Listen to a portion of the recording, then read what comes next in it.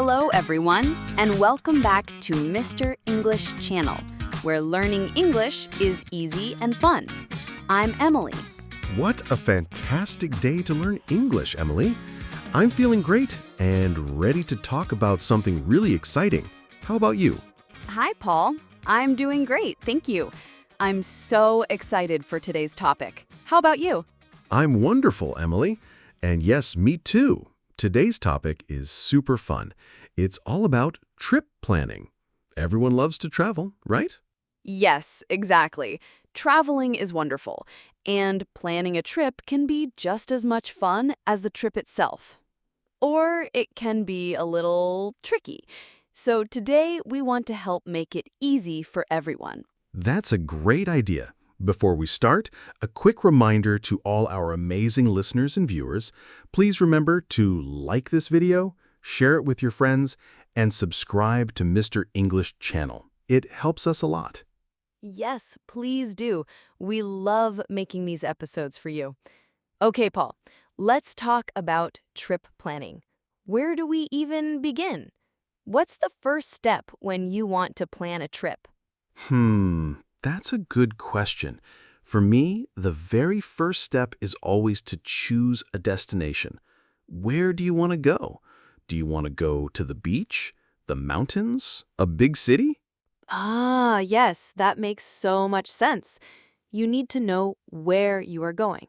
So you think about what kind of place you like. Do you like warm weather or cold weather? Do you want to see old buildings or new buildings? Exactly. And it's fun to think about. Maybe you want to visit family or see a famous landmark like the Eiffel Tower in Paris. Oh, Paris, that sounds lovely.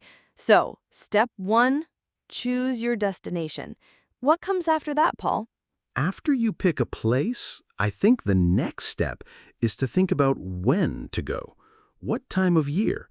Do you want to go in the summer or maybe in the spring when the flowers are blooming?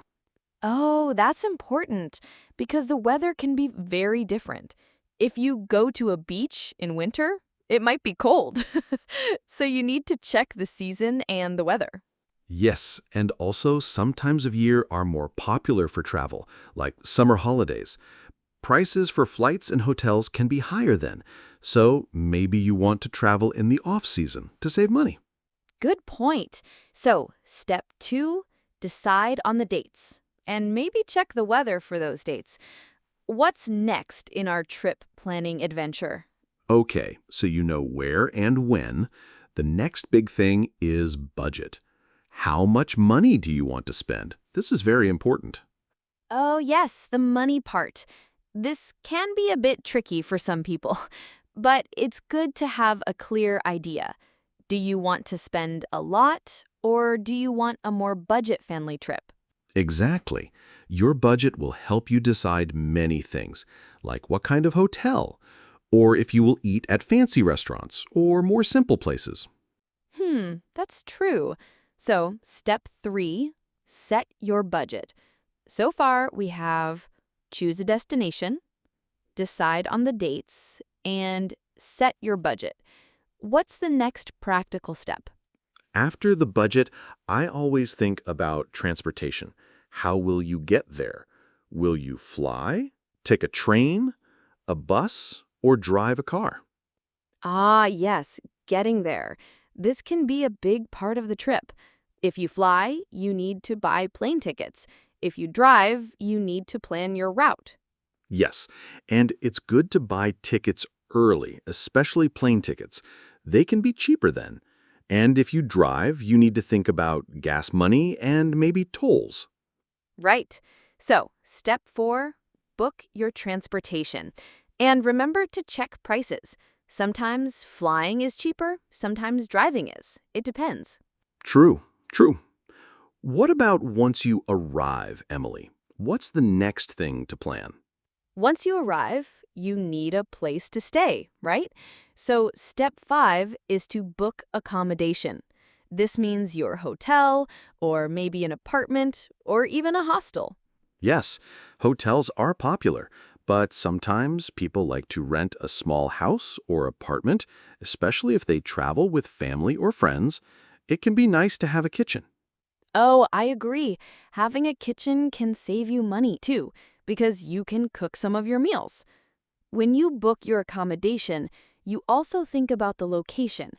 Do you want to be near the beach or in the city center? Yes, location is key. You want to be close to the things you want to see and do, or at least have easy access to public transport. Good point. So, step 5, book your accommodation. We're making good progress, Paul. Destination, dates, budget, transportation, accommodation. What's next? Now that the big things are done, it's time for the fun stuff. Step 6, plan your activities. What will you do when you are there? Yes, this is my favorite part. I love to research fun things to do, like visiting museums, going to parks, seeing famous sights, or trying new foods. Me too. You can look for tours or concerts or special events happening during your visit. It's good to have some ideas, but also be flexible. Flexible is a good word, Paul. Sometimes you find something new and exciting when you're there. So don't plan every single minute. Leave some room for spontaneity. That's great advice, Emily. So step 6, plan your activities. Look for fun things to do, but be open to new ideas. What about before you leave? Any final steps? Yes, very important steps before you leave home. Step 7, pack your bags. What clothes will you need? Don't forget your toothbrush. Yes, packing is important. Check the weather again. Do you need a jacket or just swimsuits? And don't forget important documents, like your passport or ID card. Oh, yes, documents are super important.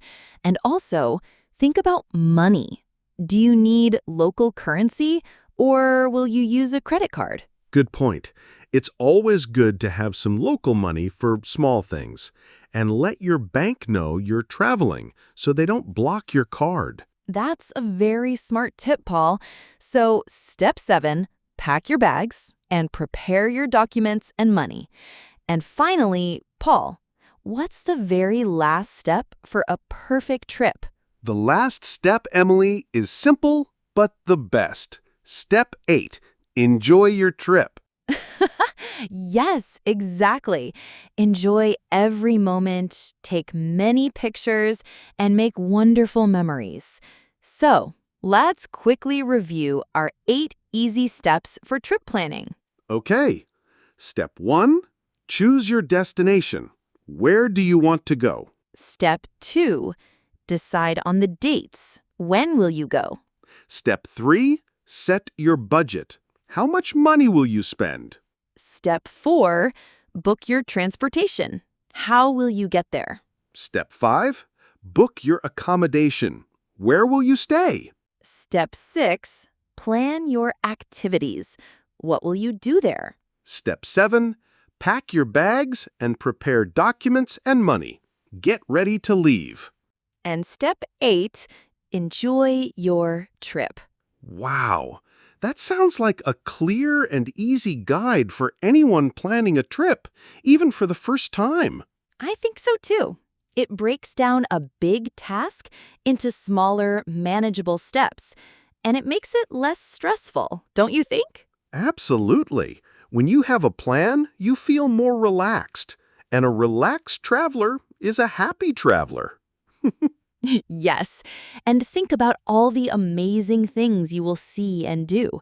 It's exciting. Planning is part of the fun. It really is. Like when you look at maps or read about new places, it builds the excitement for the trip. Yes, or looking at pictures of beautiful places. Oh, I want to go there. It's true. And even if you don't travel far, these steps still help. Like if you just plan a day trip to a nearby town, You still choose a destination, dates, think about transport, and what to do. That's a great point, Paul. These steps are useful for any kind of trip, big or small. It's all about being organized. Yes, being organized makes everything smoother. No last-minute worries. Exactly. And for our listeners, we want to remind them that practicing English with real-life topics like this is a great way to learn. When you plan a trip, you will use many English words. That's right. Words like hotel, airport, ticket, passport, map, restaurant, museum, beach, all very useful words. And phrases too, like, how much does it cost? Or where is the hotel? Or can I have a map, please? Very practical English. So not only are you planning a fun trip, but you are also improving your English skills at the same time. It's a win-win situation.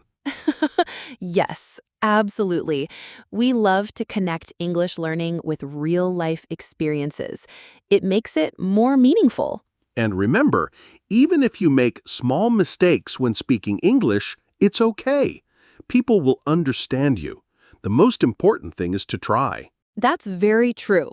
Don't be afraid to speak. Travel is a wonderful way to practice your English with native speakers or other travelers. Yes, imagine you're in another country and you need to ask for directions. You use your English. It's a real-life test and a great learning experience. It builds confidence too. When you successfully communicate, even for simple things, you feel so good. Wow, I did it. Yes, that feeling is amazing. And travel helps you meet new people, see new cultures. It's a big adventure. And planning is the first part of that adventure. So we hope our 8 steps help all of you out there. We really do. We want your next trip to be your best trip ever. Me too. Okay, Paul, it's almost time to say goodbye for today. Oh, time flies when you're having fun planning trips. It really does. So before we go, a big thank you to all our listeners for joining us today. Yes, thank you all so much. We love having you here. And please, if you enjoyed this episode about trip planning, remember to like this video. Give us a big thumbs up. And don't forget to share it with your friends and family who might be planning a trip soon or who want to learn English. And the most important thing, please subscribe to Mr. English channel. It helps us grow and bring you more fun English lessons. Yes, subscribe so you don't miss any new episodes. And tell us in the comments below, what is your dream destination? Where do you want to travel? Oh, yes, we would love to know. Or tell us one tip for trip planning that you always use. We read all your comments, and we love hearing from you. That's all for today, everyone.